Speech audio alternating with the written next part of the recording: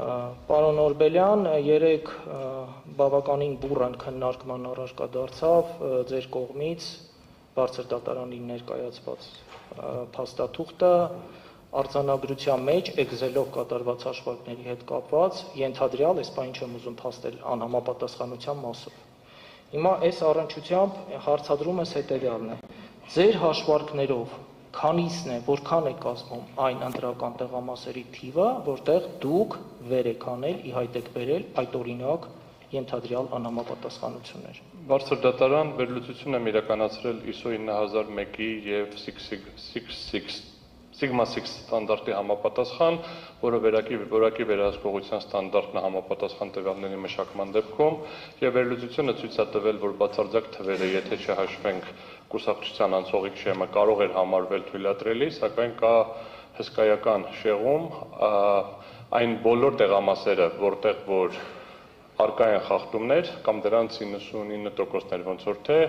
հաղթել է ԿՊ-ն։ Մնացած բոլոր տեղամասերի դեպքում, եթե վերցնում ենք առաջատարների դեպքում, ԿՊ-ի հաղթանակը մինչև 40-50-ի շրջանակն է մնում, մնացած բոլորում։ Այսինքն ըստ էության բոլոր տեղերում, որտեղ շեղում չի եղել,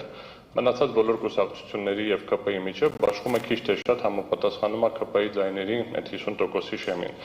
Այդ տեղամասերի մասով մոտավորապես, ինչպես նշեցի, 98% թե 99%-ը շահել է։ Հիմա սա առաջին կտորն էր։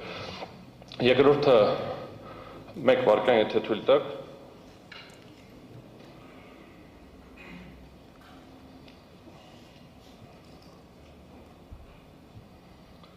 Ըստ էության եզրակացությունը եկել է, որ խախտումները այնպեսին են, որը հիմք է տալիս կասկածի տակ դնել ամբողջ գործընթացը զուտ այս շեղումների քանակի տեսակետից երկու կողմից, բացարձակ թվերը ինքնին խնդիր չէր լինի, եթե 4%-ի շեմը չլներ, եւ այս շեղումների խնդիրը մեկ վարքան, ես հիմա ասեմ, քանի տեղամասում է խնդիր առաջացել բանով թվերի տարբերությամբ։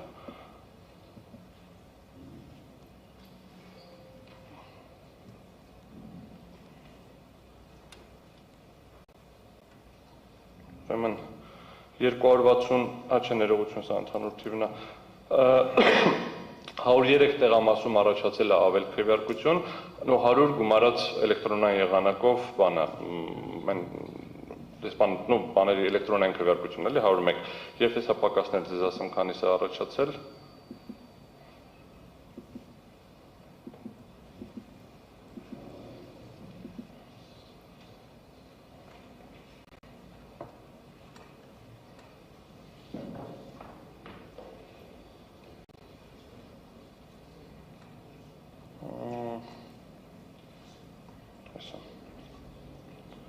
Եվ 300 տեղամասում պակաս։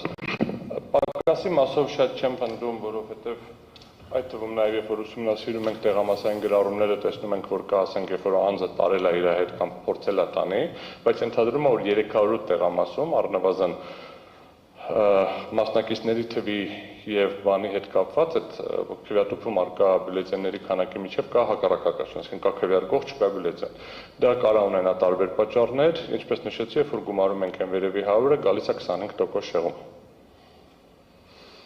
Շնորհակալություն։ 25-ը կարող մեկ վայրկյան 300 գումարած 420% շեղում ներողություն։ Շնորհակալություն։ Հաջորդ հարցս հետևյալն է, պարոն Օրբելյան։ Ես բարձրատամյա հստակեցում, սա ես բերում եմ մենակ մի կետը, որովհետև կտրոնների բյուլետենների միջև էլ կա հակասություն, այսինքն ընդհանուր առմամբ մի քանի 3-4 պարամետրով թվերի միջև կա էական տարբերություններ։ Հաջորդ հարցս հետևյալն է։ Կրկին 12 կոտորակ 13 ընտրական տեղամասի հետ կապված քվեարկության արդյունքների անվավերության հարցի կոնտեքստում հարցին չենք անդրադառնում այս պահին։ Հարցը դիտարկում ենք 10 կոտորակ 51 եւ 35 կոտորակ 65-ի հետ կապված։ Այս տեղամասերում կենտրոնական ընտրական հանձնաժողովը սեփական նախաձեռնությամբ անվավեր է ճանաչել ընտրատարածքային ընտրական հանձնաժողովի համապատասխան որոշումները։ Նման պայմաններում, երբ կենտրոնական ընտրական հանձնաժողովի այս որոշումը վիճարկվել է վարչական դատարանով եւ արկա են վարչական դատարանի ակտեր, ըստ էության վերջնական դատական ակտեր։ Այսինքն ունենք երկու հանգամանք, դրանց համակցություն։ Մի դեպքում ԿՀ որոշումներ, որոնցով ընտրատարածքային հանձնաժողովների համապատասխան որոշումներն են անվավեր ճանաչվել, մյուս դեպքում վարչական դատարանի ակտեր, որոնք ըստ էության օրինական ուժի մեջ է մտածել։ Նման պայմաններում դուք Բարգավաճ Հայաստան դիմումի խնդրամասում ներկայացրել եք նաև իհարկե անվավերության խնդրանքել եք ներկայացրել, բայց անվավերություն եւ մանդատների պաշտպան կարգի սահմանում այս պահանջի կոնտեքստում։ Արդյոք ձեր դիտարկմամբ, ձեր պատկերացմամբ հասկանալի է, որ որոշելիքը, այսպես ասած, գնահատական տվողը վերջնական սահմանադրական դատարանն է։ Ձեր պատկերացմամբ նման պայմաններում մանդատների պաշտպումն իրատեսական է։ Միանշանակ այո, բացատրեմ ինչի։ Բարձր դատարան ըստ էության մենք մեր դիմումում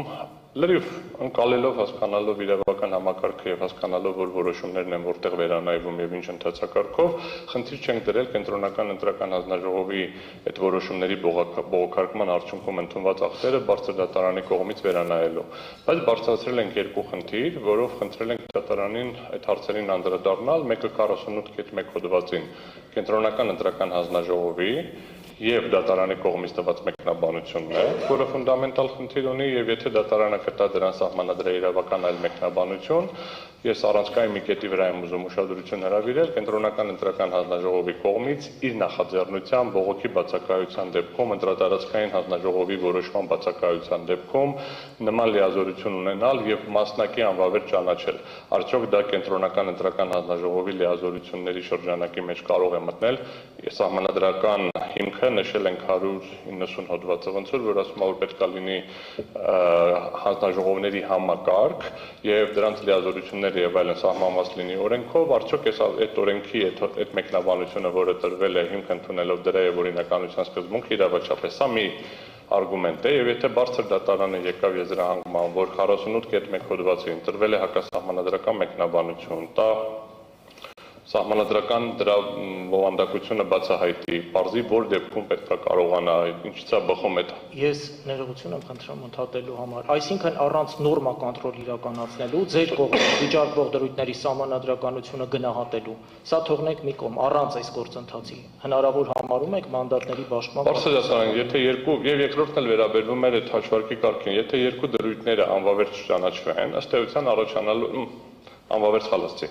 Դրա իրականում անվավերության խնդիրն է մեկի դեպքում, մյուսի դեպքում սահմանադրաիրավական բովանդակության պարզումը, որտեղ չեմ կարծում ինքը անվավեր է, ուղղակի սահմանադրաիրավական բովանդակությունը պետք է լինի, դա չպարզելու դեպքում առաջանալու է մի հատ հետեւյալ իրավիճակը, որ կենտրոնական ընտրական հանձնաժողովը պարտավոր էր միանշանակ եւ ուներ հնարավորություն իրականացնել վերաքվեարկություն կոնկրետ տեղամասում, ինչը չի որոշել, բարձր դատարանը նման լիազորություն չունի վերադառնալ Միքայել հետ եւ պարտադրել վերաքվեարկություն, հետեւաբար միայն այս հիմքը բավարար է, որպեսզի անվավեր ճանաչվի ամբողջ Հայաստանի Հանրապետության տարածքում, հիմք ընդունելով, որ իշխանության առաջնային կրողի կամքը ըստ էության կենտրոնական ընտրական հանձնաժողովը պոտենցիալ չի պարզել, չեմ ասում խեղաթյուրել, չեմ ասում գողացել է, դա Այսինքն առանց ձեր կողմից վարվող օրինադրույթների սահմանադրականության ստուգման նման գործընթացը անիրատեսական է այնուամենայնիվ համար։ Բարձր դատարան մեր դիմումում այլ հիմքեր Պարզ է։ Շնորհակալություն պարոն Օրբելյան, այս պահին ձեզ հարցեր չունեմ։ Հիմա չէ, մի վարքյան, պարոն Շատի։ Բարձր դատարանի ներողություն հազում է բանը, նայեք, հետևյալն է խնդիրը, մենք ներկայացրել ենք պահանջը, մեր հիմնավորումները 3 կտորով են։ Առաջինը վերաբերվում է այդ ամբողջին, եւ բարձր դատարանը կարող է նաեւ մեկնաբանել իր լիազորությունների շրջանակը եւ ըստ էության առանց սահմանադրաիրավական բնույթը քննարկելու, քանի որ սա ըստ էության առաջին ատյանի դատարանը քննության տրամաբանության միջոց։ Առաջին, որովհետև փաստի դատարանը քննարկում ենք, վեճ ենք քննարկում։ Եվ այս վեճի քննարկման շրջանակներում երրորդ տարբերակը այն է, որ բարձր դատարանը իր լիազորությունների վերաբերյալ որոշում ընդունելով, որոշի, որ կաշկանդված չի վարչական դատարանի իր լիազորությունների շրջանակում մտնող հարակից մտնող որոշումներով եւ ըստ էության գնահատի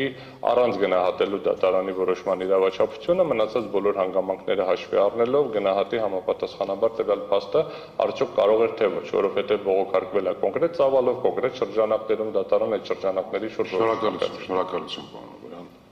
պարոն Շատյան,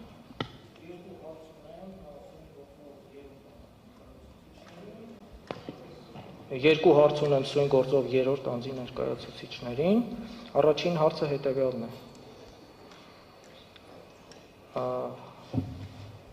Տիկին Գալյանը ներկայացնելով երրորդ անձի դիրքորոշումը, եթե ինչ-որ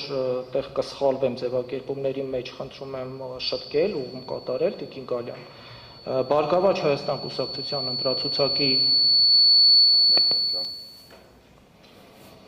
Բարգավաճ Հայաստան կուսակցության ընտրական ցուցակի մասով նշեց, որ այնուամենայնիվ